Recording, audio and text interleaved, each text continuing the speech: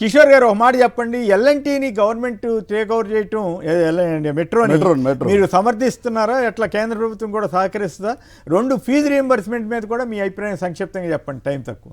Sir, ఇప్పుడు మనకు fee reimbursement చేయడానికి అంటే పిల్లల చదువులకి లేకపోతే హాస్పిటల్లకు కూడా ఇవ్వడానికి పైసలు లేవు అని చెప్పి రేవంత్ గారు చెప్తున్నారు. ఇచ్చిన హామీలు కూడా మొన్న 600 కోట్లు ఏమో ఇస్తామని చెప్పి అది కూడా ఎగ్గొడితేనే 200 కోట్ల రిలీజ్ అయింది అన్న. ఒక చిన్న కరెక్షన్ అన్న, నిన్నటి వరకు 200 కోట్ల రిలీజ్ అయింది. 200 కోట్ల రిలీజ్ అయింది. అదే మొత్తం ఇవ్వలేదు. దాంతో గొడవగా ఉంది పరిస్థితి. అంటే ఆరోగ్యమే కానివ్వండి, ఇటు విద్యనే కానివ్వండి, ఇది పరిస్థితి అండి, విద్యా వైద్యం.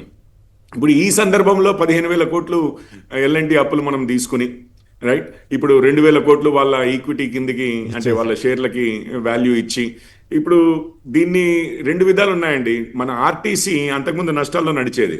రేవంత్ గారు వచ్చి మహిళలకి ఫ్రీగా ఇచ్చిన తర్వాత దాన్ని లాభాల్లోకి తీసుకొచ్చారు. అదే విషయము ఎల్ఎన్టీ నుంచి తీసుకుని పూర్తి కంట్రోల్ మన చేతిలోకి వస్తుంది చేయబట్టి రేపు మహిళలకి ఫ్రీగా ఇచ్చి ఎల్ఎన్టీ ఇది మెట్రోని కూడా లాభాల్లోకి తీసుకురాగలిగితే అది తప్పనిసరిగా విషయం. నేను అడిగింది మీ వ్యంగ్య వ్యాఖ్యల గురించి కాదు. నేను అడిగింది మీరు మద్దతు ఇస్తారా, కేంద్రం మద్దతు ఇస్తుందా, యువత సహకరిస్తుందా లేదా అనేది నా ప్రశ్న. సార్, ఈ రోజు నేను ఒకటే విషయం చెప్తాను.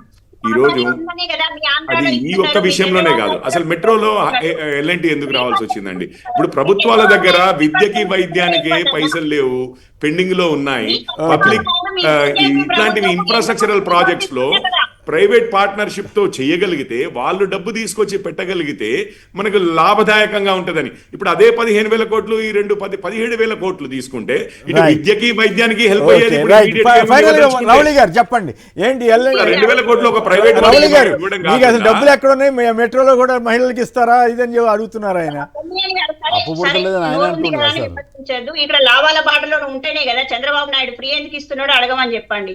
ఇక్కడ నష్టాల్లో ఉందని చెప్పి తెలిసి ఆయన అక్కడ ఫ్రీ ఇస్తున్నాడా? కాబట్టి మాట్లాడేటప్పుడు ఒక శాండిటీ ఉండాలి.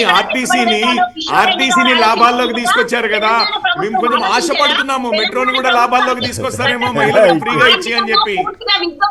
గత ప్రభుత్వం ఆర్టీసీ ఎండీది చూడండి, 2 లక్షల కోట్లు ఫ్రీ ఇచ్చిన తర్వాత లాభాల్లోకి ఆర్టీసీ అని చెప్తున్నారు.